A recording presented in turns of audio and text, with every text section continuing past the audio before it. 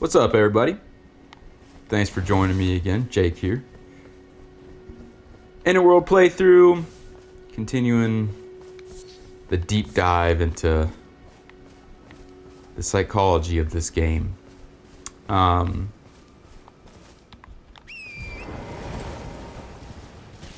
Yeah, so it sounds like a lot of you would be interested in the Mikola and Outer Gods lore video, and I think that'd be a really fun one to make. So that's kind of the plan. Unfortunately, I do have a full-time job, a part-time job, a 2-year-old, I travel a lot, so it'll probably take me some time, but that's okay. All good things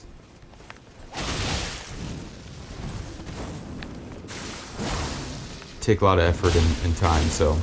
Whoa!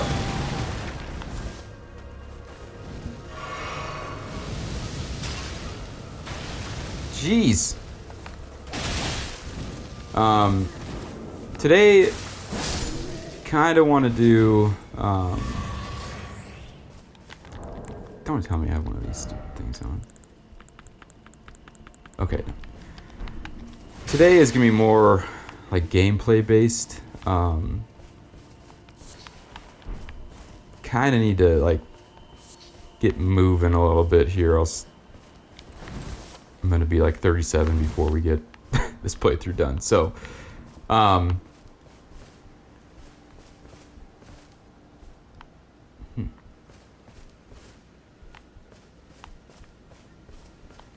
of course I will get sidetracked and ramble on about things, but number one goal today is just to power through some of this stuff and really like to gain some more information on these guys. Hopefully they drop something besides smoldering butterflies. Nope. And no.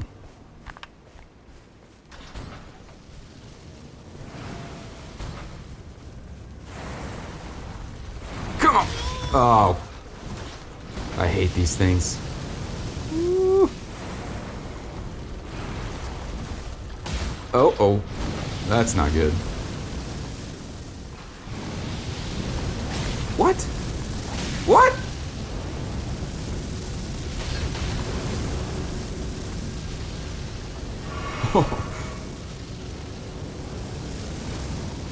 Why am I not getting a backstab on this guy?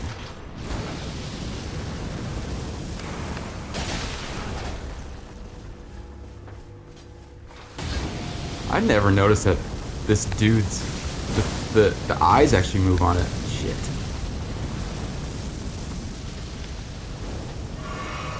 Have you guys ever noticed that? The eyes follow you? Oh. Dude, what in the hell?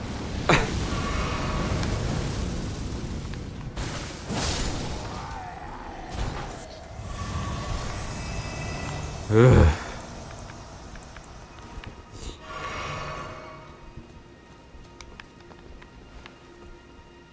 Not what I meant to do.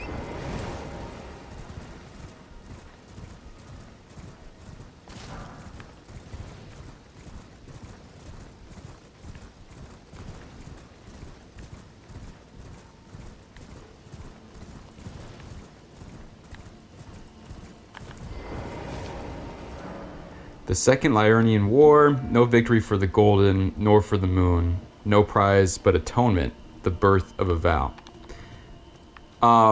So we're gonna listen to what Papa Muriel has to say here. But some things that he is going to say are going to be incredibly important for the process of individuation and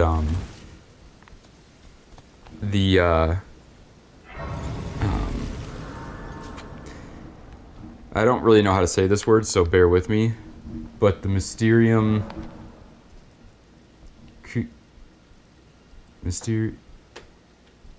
Cunctio or something like that.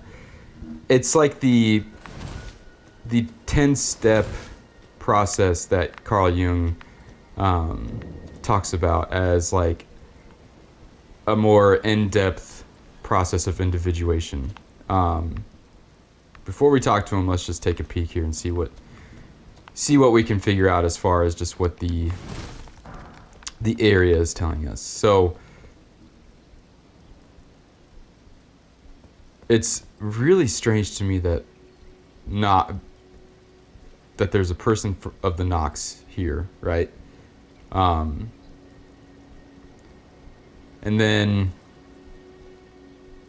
to me, these guys represent are like of the same as the what is the starting class? Like church confessors or something like that?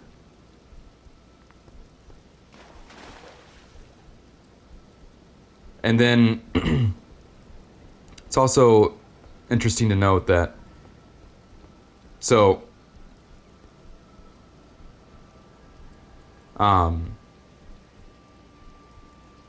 this like what I would call like a reflection pool or this circular bath is where you atone and cleanse yourself. Again, we will discuss this after we talk to Muriel, but yeah.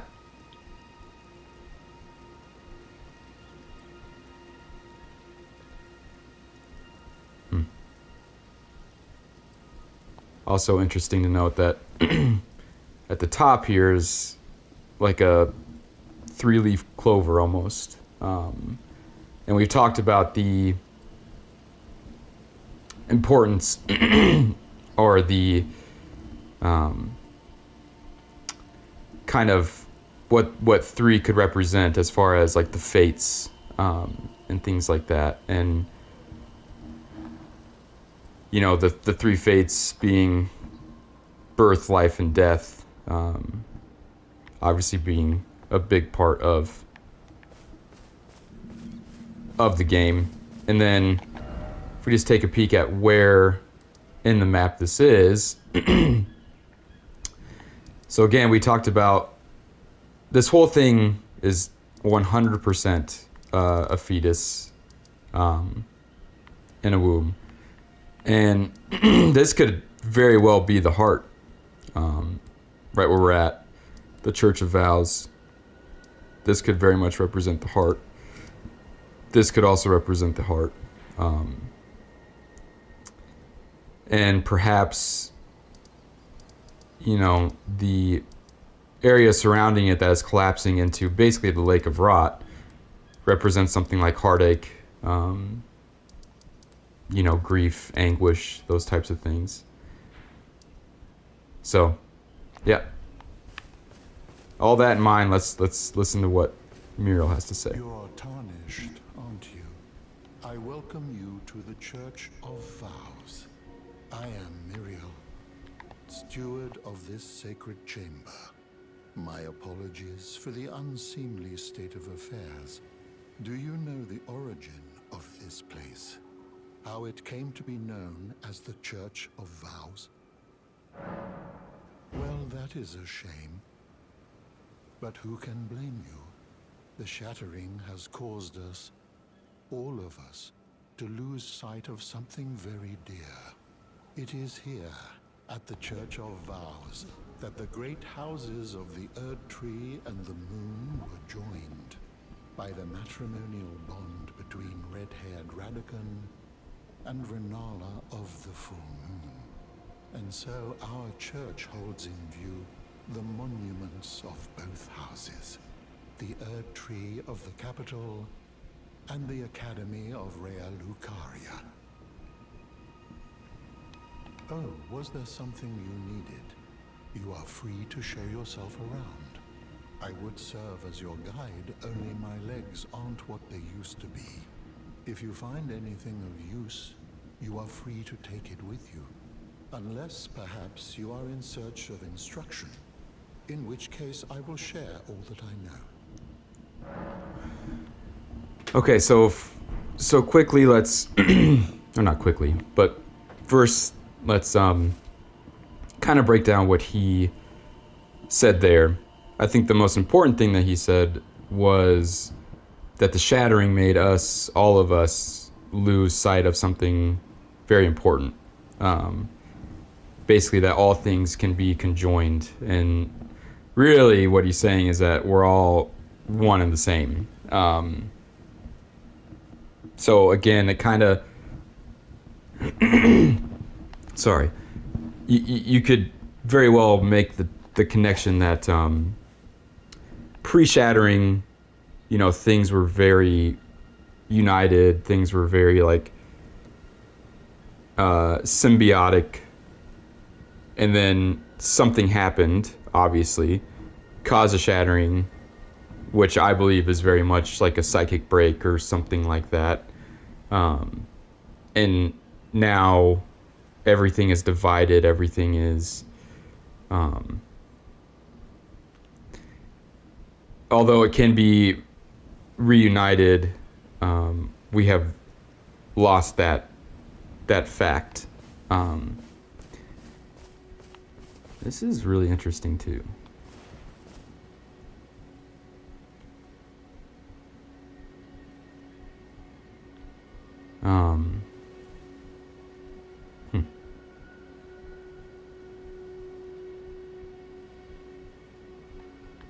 Is there another one of these statues somewhere?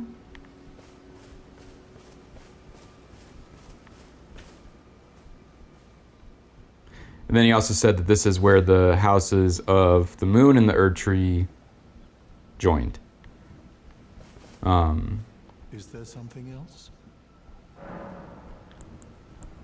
You wish to know more of Lord Radagon? Lord Radagon was a great champion, possessed of flowing red locks. He came to these lands at the head of a great golden host. When he met Lady Renala in battle, he soon repented his territorial aggressions there, and became husband to the Carian queen. However, when Godfrey, first Elden Lord, was hounded from the lands between, Radagon left Renala to return to the Erdtree capital, becoming Queen Marika's second husband and king consort, taking the title of Second Elden Lord. The mystery endures to this day as to why Lord Radagon would cast Lady Renala aside, and moreover, why a mere champion would be chosen for the seat of Elden Lord. Okay, so let's tackle Elden Lord, which we know is the animus of Marika. So again, quick, animus is the counterpart to a female soul. It is the male part of the female soul. It makes kind of the divine couple, and as the subject, aka Marika, grows and develops, so does her animus. Stages of the animus. The first stage is somebody just of pure strength, which, I mean, is Godfrey like through and through. All he talks about is strength. He's incredibly powerful. And it's when Marika grows and develops past this kind of early developmental stage of establishing who she is, essentially, that she no longer needs Godfrey. She's developed past that point of her animus. So Godfrey essentially becomes tarnished, which means that he is no longer part of Marika's like psyche, of her conscious. He's kind of just discarded. There's no use for him anymore. She's past that stage of her life. Second stage of the animus is a war hero, aka Radagon. So it's not that Radigan and America were like one body and then split and then one body again. It's that everything in here, everything in the lands between, everything above the surface, below the surface, is all within America's psyche. And that Radigan is the second stage of her animus. So I would not be surprised if there was a point in time that Godfrey and America essentially shared the same, like we're one and the same. Because again, that's just the counterpart of her soul. So the second stage being a war hero and kind of like this poet type of person, it only makes sense that Radigan, just like what we're doing here, Radigan had his own life, was doing his own thing. Yes, he's in America's psyche, but he's growing and developing along with America. And it's not until America no longer has use or has passed the stage of her first stage of the animus that she essentially reaches the second stage of her animus. And Radigan, even though he was married, seemingly happy, is just called to the capital and becomes second husband, king consort, all that kind of stuff, just like what we're gonna do, and become the second Elden Lord. So that's so just stages of animus, right? So Godfrey and then Radigan, and then us. And again, don't get bogged down with, you could play as a female and America as a female and blah, blah, blah. Like that's all. To me, that's just gameplay, replayability, that kind of stuff. And then the second thing is that Radigan here repented and basically atoned for everything that he did and cleansed himself. A part of the individuation process is that the soul splits. And if you're interested, I would look up like Carl Jung, Rosarium, Rosium. It's like 10 different pictures, all like alchemical kind of like influenced. And it shows the process of like a unity, and then the soul splitting, and then a really important thing that blew my mind is that part of that soul, when it splits, goes and gets cleansed.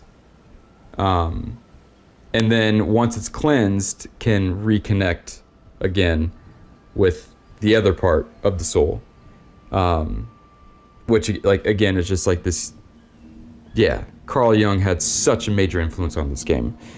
So if you're interested in that, definitely go check it. Once I make my individuation, which is probably going to be like this 2-hour lore video, I'll definitely touch in on that. But just to dip my toe in the water of that, yeah, the process of individuation requires that part of your soul, once you have this split in your psyche and you're going through like this anguish or turmoil or whatever caused you to basically go through this, part of your soul goes and gets cleansed. Now, what that means psychologically, and then obviously how they display it in game, are probably two very different things. One could be like therapy or,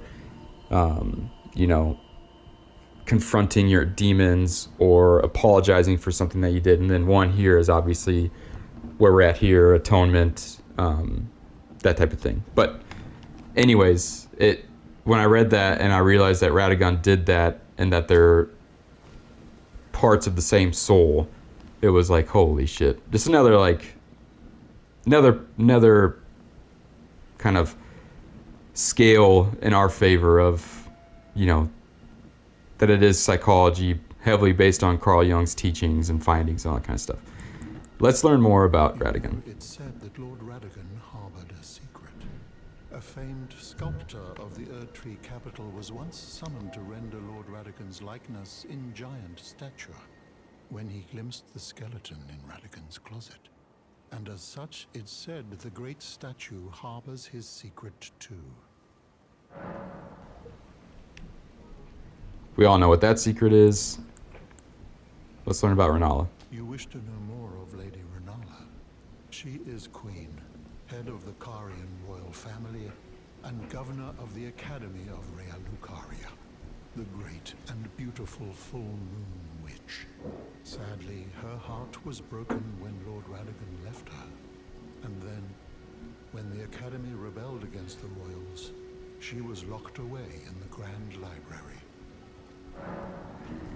Yeah, so, In the end, Lady Renala was left alone, cradling the amber egg Lord Radagon bequeathed her. Now she devotes herself to it through forbidden rite, the grim art of reincarnation. You would do well to remember, severing a vow, strongest of bonds, has consequences ever more dire. You know, it's said a famed when he such it's so yeah, there's kind of the the heartbreak, the anguish to me, why this is falling into despair while it's, you know, underneath of it is the lake of rot. Like, all this could represent very much heartache, turmoil, grief, all that kind of stuff. So, and I think it's just incredibly fitting that they did this in the area of where the heart would be for the infant and that kind of stuff. But yeah, gosh, I love this game.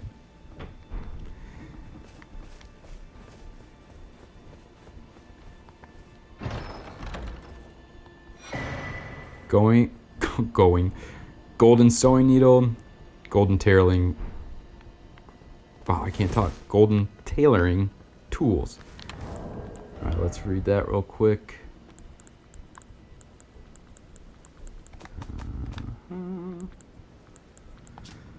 All right, sewing needle made of gold. Unique item made to alter demigod attire. One of the tools brought by Radagon when he entered into marriage with Renala, Queen of the Full Moon, and joined the Carian line.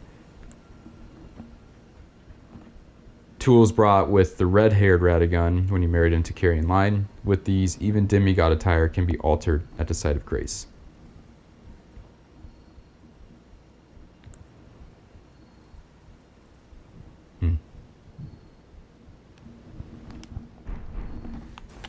All right, let's move on. Yep. Yeah, we'll just go down there.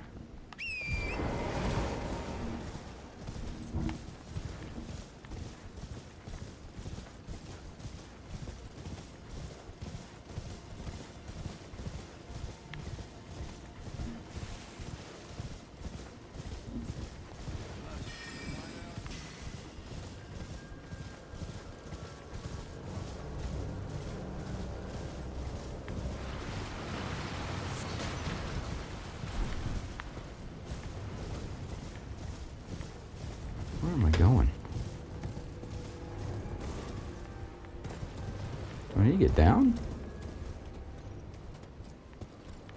It would seem that way.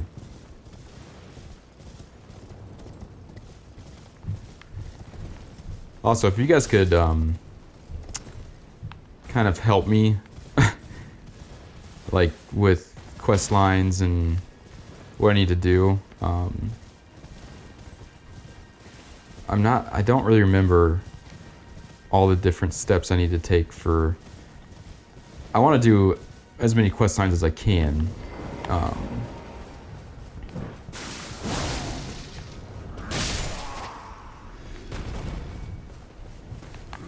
But there's so much in this game, and especially when I'm like talking, I very quickly forget like what I'm supposed to be doing.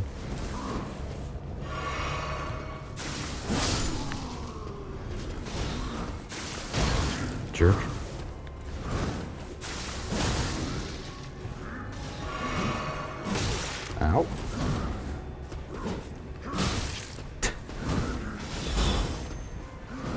Jeez, man.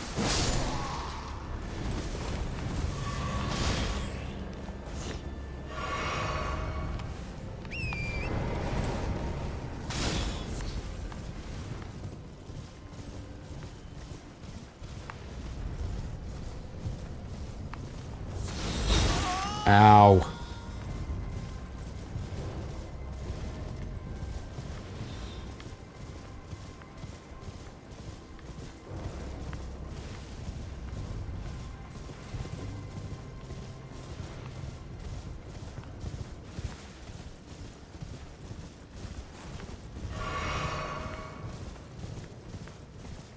How long is this arrow gonna stay in me? Oh, for fuck's sake.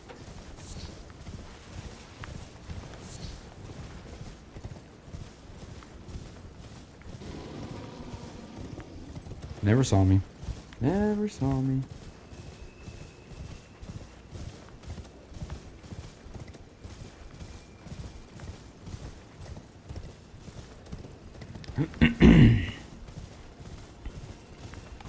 Oh, wait a second.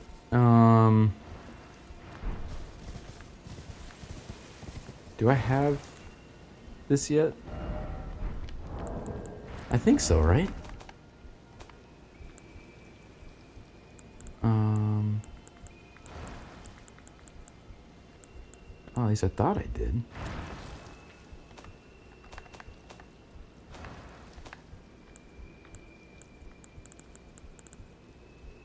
Have I not gotten... I could have sworn that I did. Maybe it's in here? Yeah, here we go. Okay. I guess I could go do this real quick.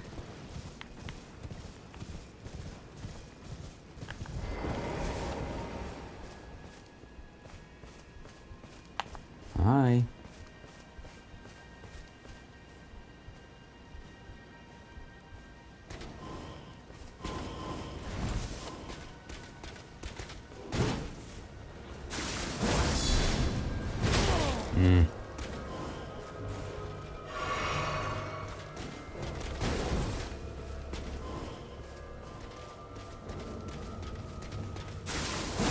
What?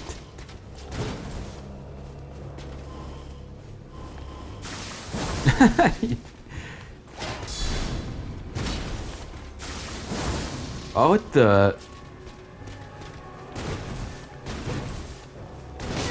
Mm-hmm. Woo.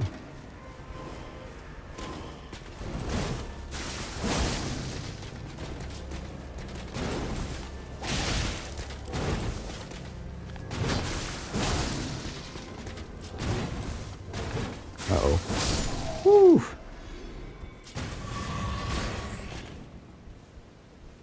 Hmm.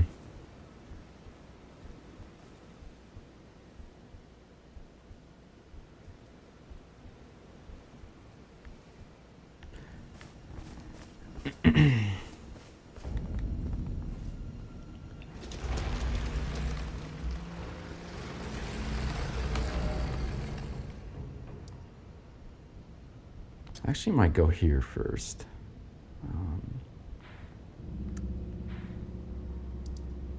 Oh, I can't now. I really want to get my scythe like leveled up.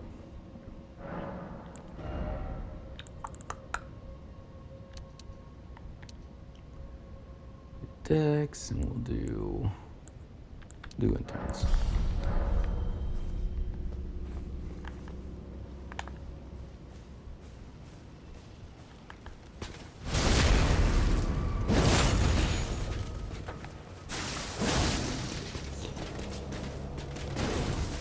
Why do you guys think this guy's here?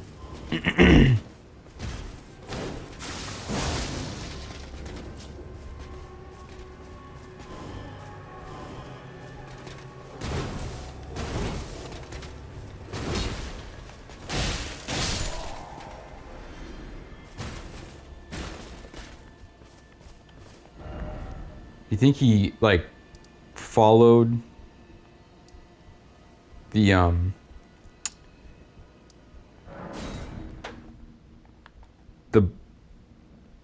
Black Knife there, our Black Knife assassin there, and is like keeping her in there.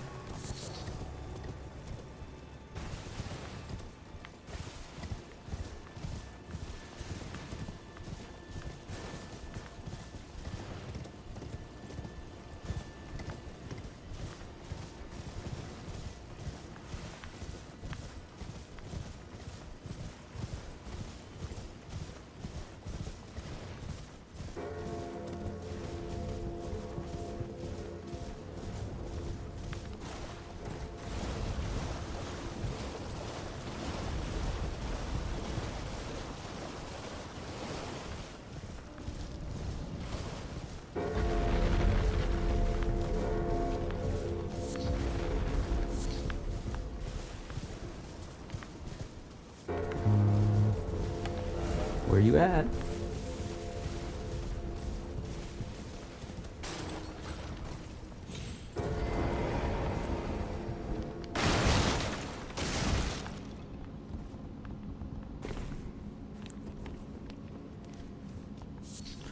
Also, the Black Knife assassins are definitely just aspects of America. And like I'd be curious to know what you guys think about them. One, I think it's really interesting that they can be invisible in that light, a certain light, I should say, makes them visible. Which to me is very much like, it's definitely an aspect of her shadow, right? Like you have to have light in order to see it. You have to have light in order to see a shadow.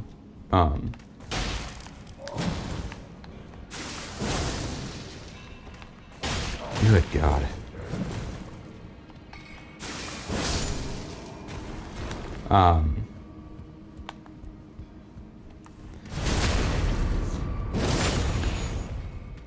So there's some like aspect of her that wanted this to happen, right?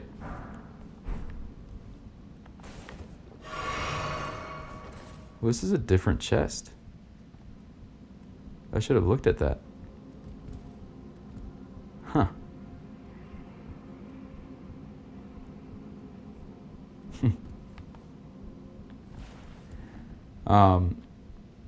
So let's just look at this imagery super quick. I've never bothered to look at it, but right away I see, like if you're looking at it from left to right, I see one individual person, right?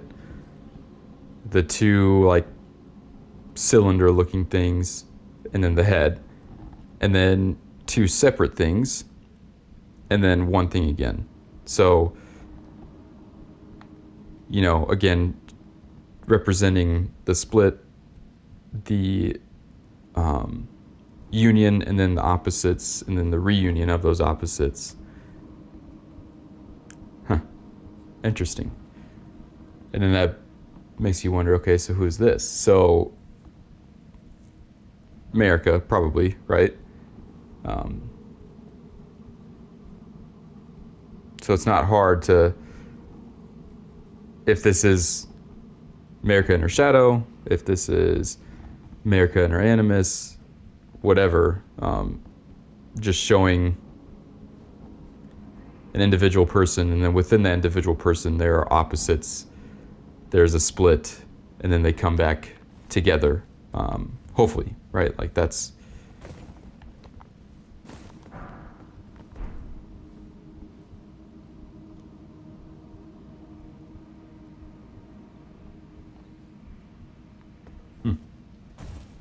Interesting. I wonder why that. Can't really see what's on the front here. Just more of the same. And then kind of a black emblem.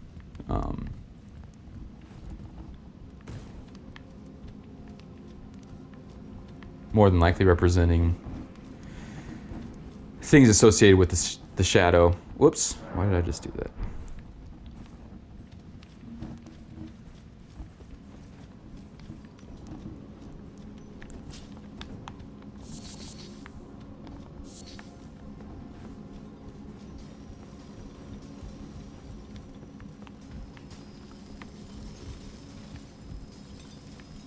I don't really give a crap about this stuff necessarily.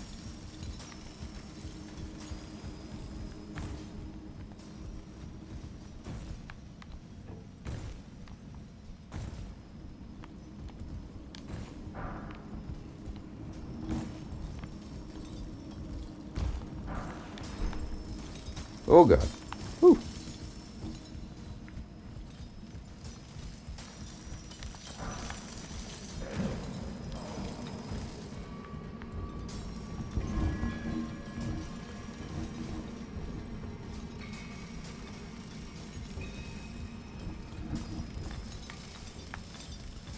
Wonder if anybody. Oh, 1 second. Somebody's at my door.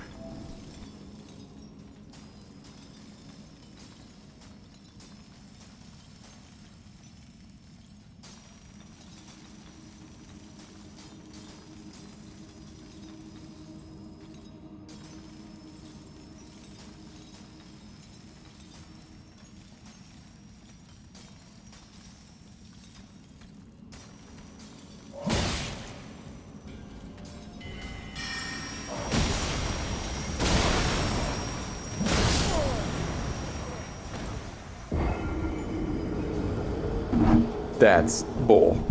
That sucks. Dang it.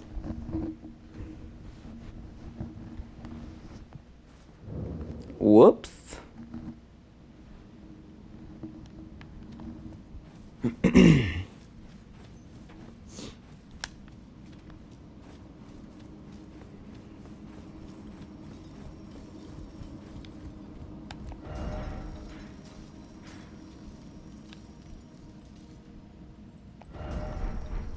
Just want to, I always kind of want to have a reference point to where we are at.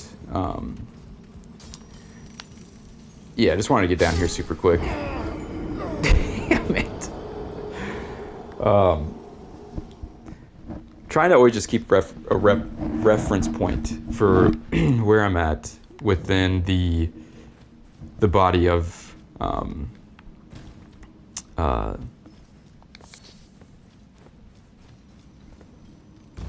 that represents the map. Whoops.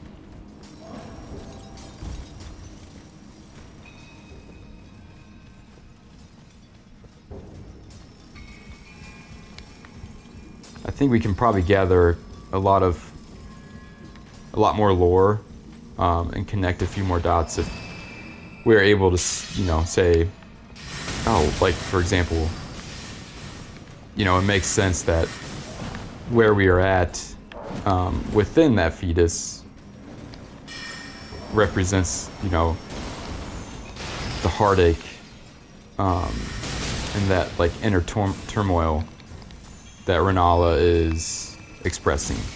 And Renala would then represent, a side of America that is just heartbroken.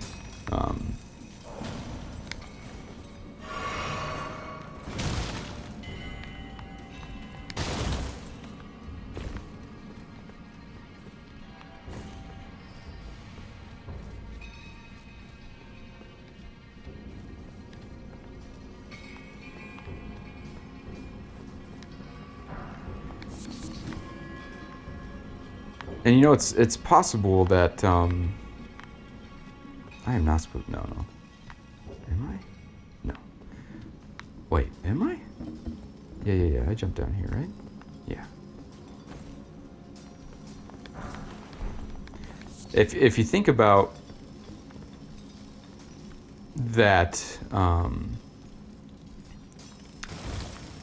let's say Renala very much represents heartbreak, and things associated with that very strong emotion, and that her quote unquote offspring,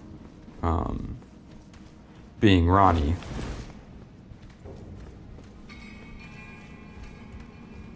you know, you could tie it to all of them, honestly. But let's just take Ronnie for this example. With it, come on, dude. Ronnie is very much like in favor of all of those kind of repressed feelings. I would say almost like a depression. Like the emotions and trauma associated with that seems to be kind of what Ronnie is bringing about in her age.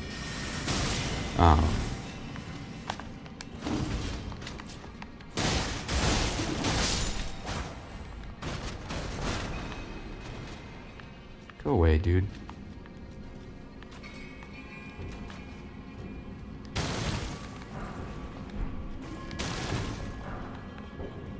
And why Ronnie would have such this kind of cold, dark disposition about herself. Not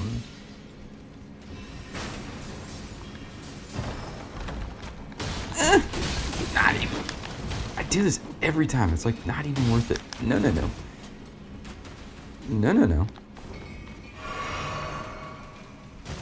And then why she's very much associated with, you know, the moon, darkness, dark moon. You know, it's not a giant leap to make the connection of depression and darkness. I mean, I think if you ask anybody who has experienced depression, which I definitely have and still do from time to time, it is very dark, and it does feel. Sometimes it feels emotionless. Sometimes it feels like anger. Sometimes it feels hopeless or lonely. All these things. Oh, jeez Louise. That Ronnie very much seems to be a proponent for, or just kind of represent. And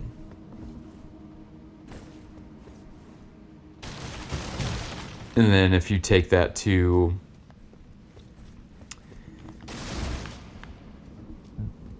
the, you know, her other children, Rykard, for example, being very blasphemous,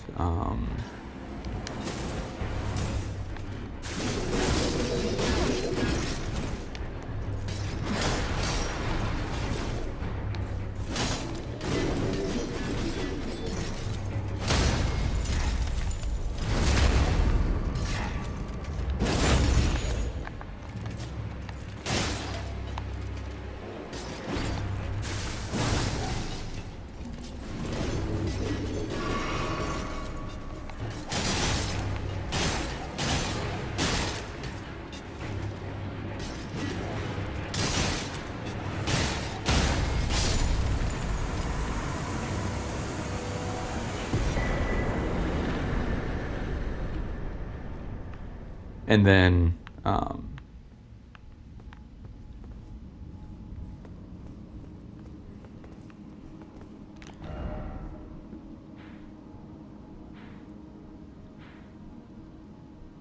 Yes, we're still very much in like the heart area. Um,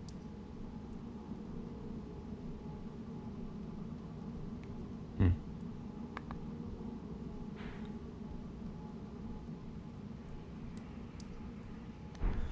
um, and then Radon. You know, we've talked a lot about Radon representing a resistance to change and kind of like it's almost like he's holding on, you know, to something. And if Renala experienced a loss and heartache, that one of her children would do anything to avoid that. So, you know, Radon does not want to let go of his childhood best friend, and will do anything to not let that happen. And that's a very strong emotion and very powerful mindset. So it makes sense that Renala's children would all kind of have this, are all kind of tainted by this heartache, this wallow, this sorrow, and they all kind of express it in their own ways. One is almost like depression, the other is almost like gonna become completely detached from the outside world, which is like Rykard, like kind of like do his own thing, not letting anybody get too close, and then Radon being this resistance to change and to never experience that heartache. It all definitely makes sense. All right, let's go here. Let's turn this in, see if we can upgrade my scythe. Oh, mother effer.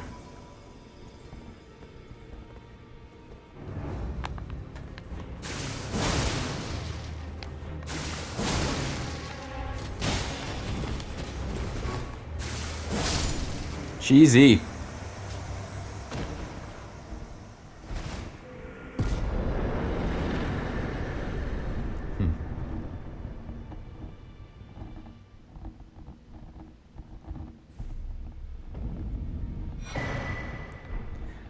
Clean bone. First things first. Royal remains. There you go. Let me purchase. I have 3 and 16. Great. So I just need 9 of these. Thank you. Alright, now we can check out. Oh, there she is. It's about time I headed off. I'll see you again, warrior, should the fates deign it. Okay. Maybe I'll see her. Maybe I can go back and do that now. Helm graced with gold human bones, worn by the unspeaking adherent of Sir Gideon the All-Knowing. Slowly replenishes HP when HP is reduced. It is said that the bones belong to an ancient lord, the Soulless King, the Lord of the Lost and Desperate, who was known as Insha.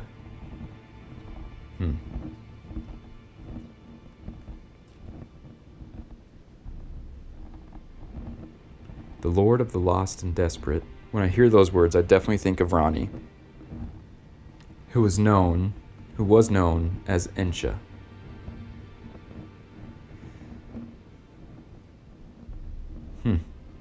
Interesting.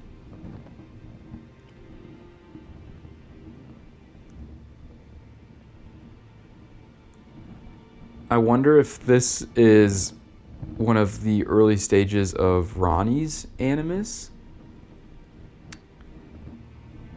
The more like early stages, because to me, if EG is Ronnie's animus, which I think is definitely possible. He would represent like the last one to me, like somebody very wise, somebody who's balancing that person out. And it's possible that this ancient lord Insha was like Godfrey for America, one of the earlier stages of Ronnie's animus, somebody who was the lord of the lost and desperate. Yeah. Very interesting.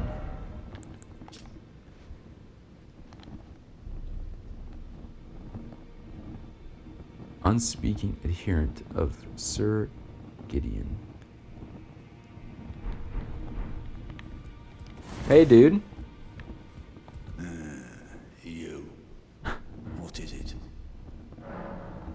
Oh, my apologies for that nasty business.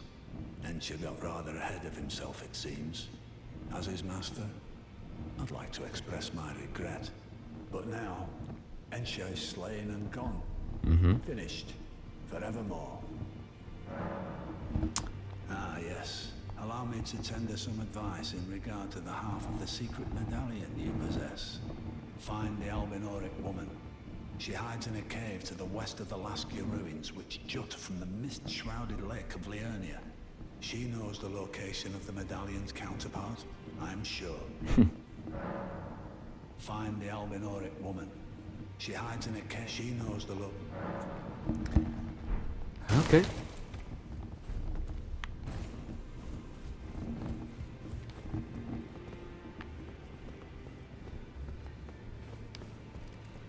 If I do have a talent for spirit tuning, and goodness knows that would be a surprise, I suppose I should try to hone it, shouldn't I?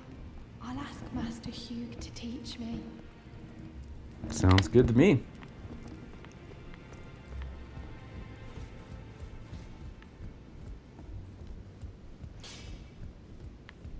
Well, where have you been hiding?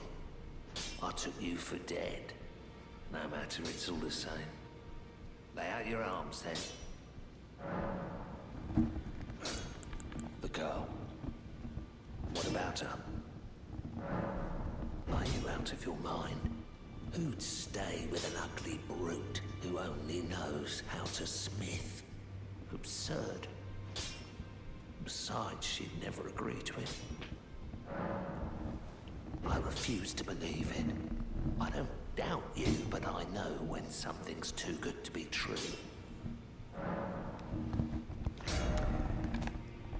The more that I think of it, like, and maybe others have, maybe people already know this, but it just seems like Gideon, like, is responsible for all of this, like this place, the people who are here.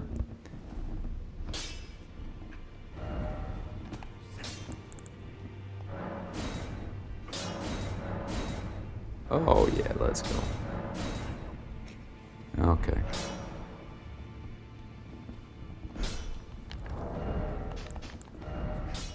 Let's do this. Uh-huh. Back already, no matter.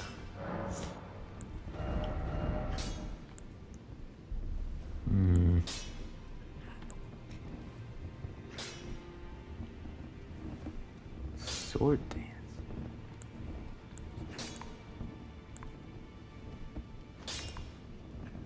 Should I do Stormcaller? That might be good.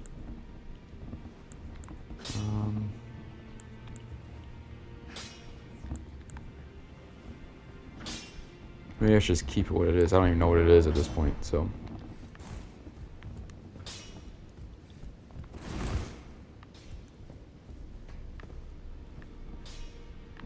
Like, all these are very much, everything in here is very much like about slaying a god, becoming Elden Lord. Which, like, seems to be his, like, only mission. He's trying to desperately find out how to do it. And it's not to the end of the game that, like, he believes that it's impossible.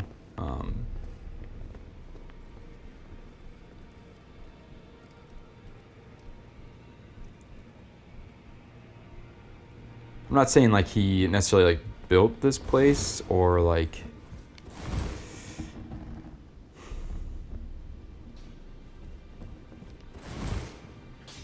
But he definitely is, like, kind of the king of this domain. And if this is, like... think about this place as, like, America's space of contemplation, or kind of where she gathers her thoughts, him being all-knowing,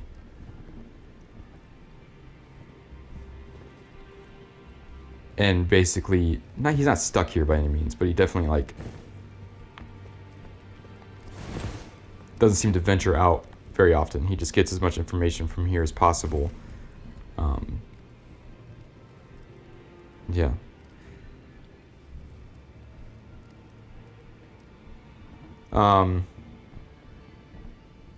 Yeah, I'd be interested to know what you guys think of Gideon.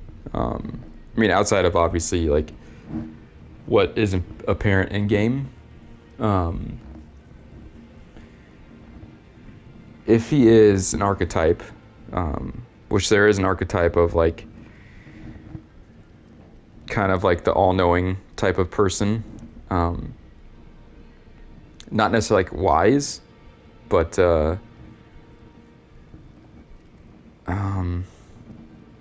almost obsessed with, like, information, kind of. That could be what he represents. Yeah, I have to kind of think about that one more. But let me know what you guys think in the comments below. It's probably gonna wrap it up for today.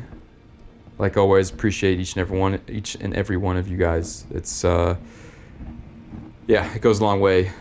All the likes and stuff that you guys give me, and really enjoying all the discussion in Discord. So if you haven't joined yet, that is in the description for the channel.